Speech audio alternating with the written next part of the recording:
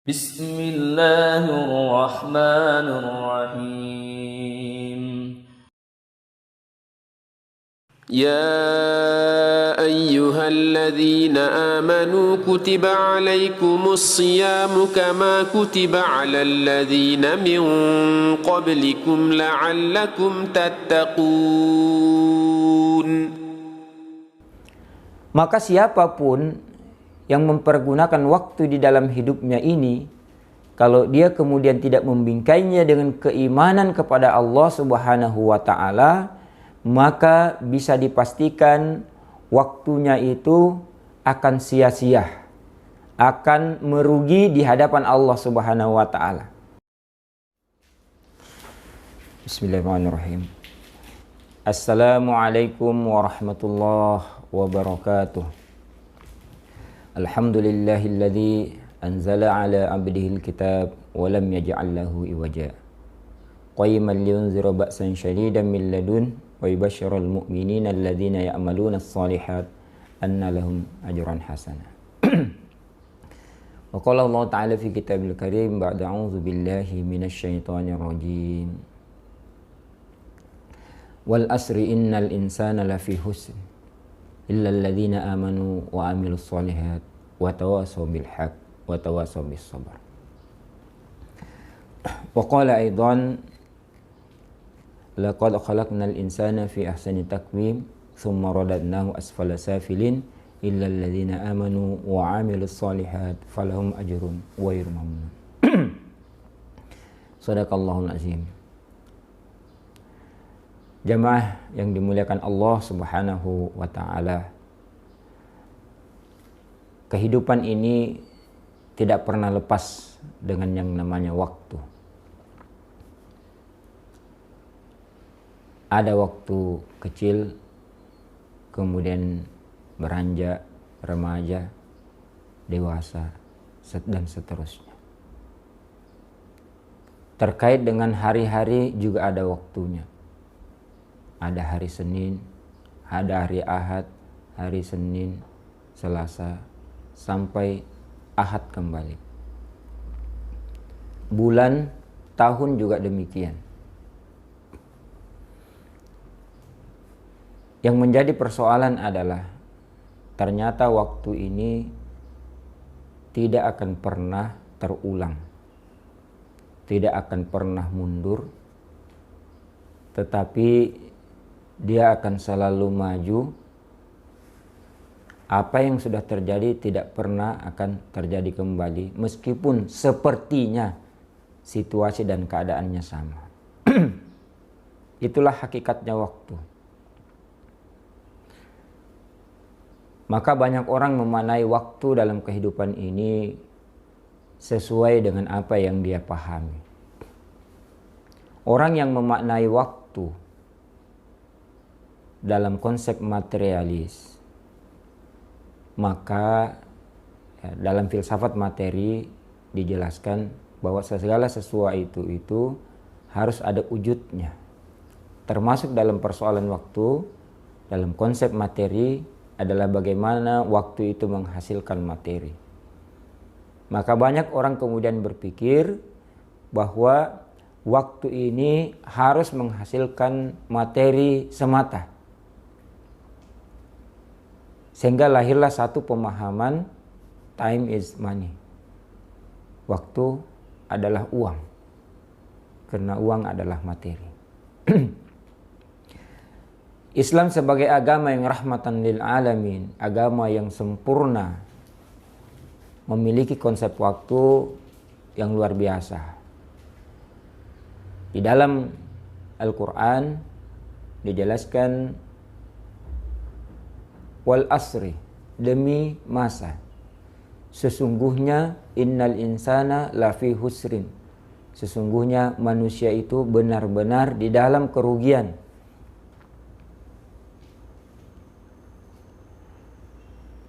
Dan ini adalah sumpah dari Allah Subhanahu wa Ta'ala demi masa. Sesungguhnya manusia itu benar-benar di dalam kerugian. Surat ini menurut Imam Syafi'i, sekiranya ini saja yang turun, itu sudah dianggap cukup bagi umat Islam. Karena tidak ada di dunia ini yang tidak berkait dengan persoalan waktu. Dan dalam konsep ayat ini dijelaskan bahwa manusia yang berinteraksi dengan waktu itu sungguh akan mengalami kerugian. Lalu kemudian dijabarkan lebih jauh kerugian baik dalam bentuk materi maupun dalam bentuk spiritual. Inilah kelebihannya ajaran Islam. Sesuatu itu tidak hanya dilihat dari konteks materinya semata, tetapi juga yang ada di balik itu. Oleh karenanya, persoalan waktu ini pasti akan melahirkan atau membuat kita sebagai manusia yang menjalani waktu ini terjebak dalam kerugian atau tidak. Lalu Allah Subhanahu wa taala memberikan satu gambaran, petunjuk, arahan agar kemudian kita tidak terjebak menjadi orang-orang yang merugi terkait dengan persoalan waktu ini. Maka Allah jelaskan illal ladzina amanu wa 'amilus shalihat wa tawasau bil haq wa tawasau bis sabar. Kecuali orang-orang yang amanu, dia beriman dan keimanannya itu diturunkan dalam amal solehnya, dalam bentuk amal soleh. Lebih jauh daripada itu, tawasau bil haq, saling mengingatkan di dalam kebenaran, wa tawasau bis sabar, dan saling mengingatkan di dalam dengan kesabaran. Dan ini dikuatkan di dalam ayat yang lain. Allah Subhanahu wa taala berfirman, illal ladzina amanu wa 'amilus shalihat falahum ajrun ghairu mamnun. Maka siapapun yang mempergunakan waktu di dalam hidupnya ini, kalau dia kemudian tidak membingkainya dengan keimanan kepada Allah Subhanahu wa taala, maka bisa dipastikan waktunya itu akan sia-sia, akan merugi di hadapan Allah Subhanahu wa taala. Mungkin secara materi dia dapatkan, dia peroleh banyak keuntungan secara materi semata, tetapi kemudian spiritualnya, ruhaninya, hubungannya kepada Allah Subhanahu wa taala dia tidak peroleh. Apa kurangnya Qarun dengan segala kekayaan yang dia miliki? Apa kurangnya Fir'aun dengan segala kekuasaan yang dia miliki? Tapi dalam konteks kehidupan, dalam konteks waktu, maka sebenarnya dia merugi karena dia tidak membingkai perjalanan waktunya itu dengan kekayaan yang dia miliki, dengan kekuasaan yang dia miliki dalam konteks keimanan kepada Allah Subhanahu wa taala.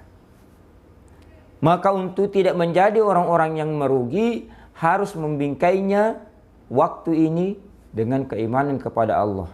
Illal ladzina amanu. Dan di dalam Al-Quran juga dijelaskan, Iqra bismi rabbikal ladzi khalaq. Kalau kemudian kita membaca konteks waktu ini harus dibingkai dengan Iqra bismi rabbik, dengan nama Allah Subhanahu wa taala. Karena keimanan ini akan melahirkan perilaku, melahirkan sikap. Orang yang meyakini terhadap kekuasaan Allah, maka dia akan patuh kepada Allah Subhanahu wa taala.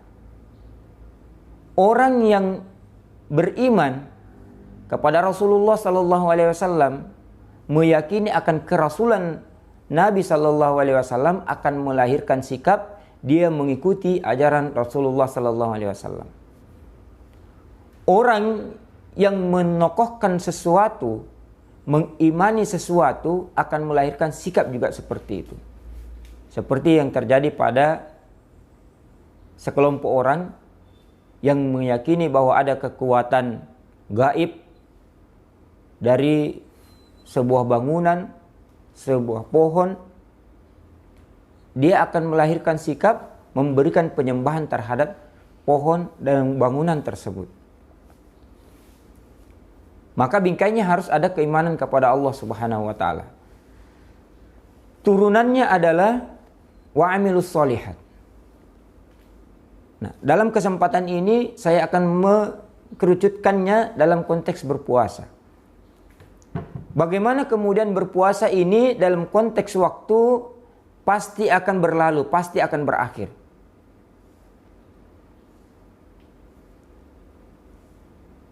Hadis Nabi Shallallahu Alaihi Wasallam memberikan satu penjelasan, menjadikan satu framework kepada kita. Ternyata ada orang yang berpuasa, tetapi puasanya itu dia tidak mendapatkan apa-apa dari puasanya tersebut, kecuali dia hanya sekedar menahan lapar dan dahaga.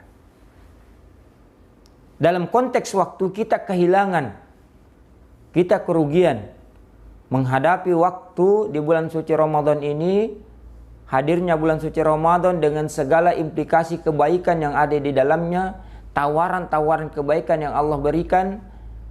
Bahkan dikatakan dalam beberapa dalil, dalam beberapa pendapat, 10 malam pertama itu sebagai rahmat, 10 malam kedua itu ampunan, dan 10 malam terakhir itu adalah itqan minan nar, dijauhkan dari api neraka. Bahkan ada sekelompok orang, segolongan orang yang kemudian betul-betul memanfaatkan di bulan suci Ramadan ini dengan beriktikaf. Karena meyakini betul bahwa persoalan Ramadan ini, puasa ini pasti akan berlalu. Sementara kita tidak tahu apakah ke depan kita akan bertemu dengan puasa lagi, itu persoalan waktu. Maka di akhir Ramadan ini dia akan memanfaatkan, memaksimalkan dengan mengisinya dengan amal soleh. Lebih spesifik dalam konteks berpuasa, kita tidak hanya menahan rasa lapar dan dahaga, tapi bentuk keimanan kita kepada Allah yang diturunkan dengan amal soleh adalah kita melakukan perbuatan-perbuatan baik selama kita berpuasa tersebut. Apa saja perbuatan baik yang harus kita lakukan di bulan suci Ramadan ini? Masya Allah, banyak sekali jamaah sekalian yang dimuliakan Allah Subhanahu wa ta'ala. Salah satu yang dianjurkan oleh Nabi Sallallahu Alaihi Wasallam adalah memberikan buka puasa. Barang siapa yang memberikan buka puasa kepada orang yang berpuasa, maka dia akan mendapatkan pahala kebaikan dari orang yang berpuasa tersebut yang dia beri bukaan, tanpa kemudian mengurangi nilai puasa orang tersebut. Masya Allah.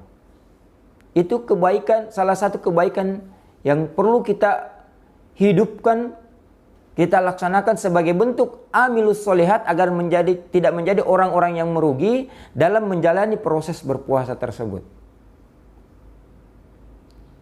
Ada lagi amal soleh yang lain. Apa itu? Membaca Al-Quran. Masya Allah, satu huruf dari Al-Quran yang kita baca itu memberikan satu kebaikan. Bagaimana ketika Anda membaca satu surah yang di dalamnya ada ribuan atau mungkin ratusan ayat, huruf. Apalagi kalau Anda mampu menghatamkan Al-Quran itu. Masya Allah. Jutaan kebaikan dari huruf-huruf itu akan kita dapatkan. Amilus solihat. Keyakinan dalam berpuasa ini, bahwa puasa ini sebagai bentuk keimanan kita kepada Allah Subhanahu wa ta'ala, agar kita tidak menjadi orang merugi terkait dengan persoalan waktu di bulan Ramadan, di puasa ini, maka harus amilus solihat. Mengisi puasa ini dengan amal soleh, memberikan orang berbuka puasa, membaca Al-Quran, berdoa. Karena salah satu tempat doa-doa yang mustajab itu adalah ketika orang berpuasa. Masya Allah. Udu'uni astajib lakum. Dan salah satu yang perlu kita doakan di akhir penyampaian ini adalah bagaimana kita mendoakan kaum muslimin agar kaum muslimin seluruhnya dapat menjalankan puasa ini dalam kesempurnaan puasanya. Kita doakan pula semoga wabah yang melanda dunia ini Allah angkat, Allah cabut, Allah hilangkan dari permukaan bumi ini. Kita doakan pula saudara-saudara kita yang mungkin telah positif terkena wabah ini, kemudian Allah sembuhkan. Insya Allah dengan doa-doa kita yang tulus dan ikhlas di bulan suci Ramadan ini, dalam keadaan kita berpuasa, mudah-mudahan Allah ijabah dan kemudian memberikan kebaikan-kebaikan kepada kita semua. Wabillahi taufiq wal hidayah. Wassalamualaikum warahmatullahi wabarakatuh.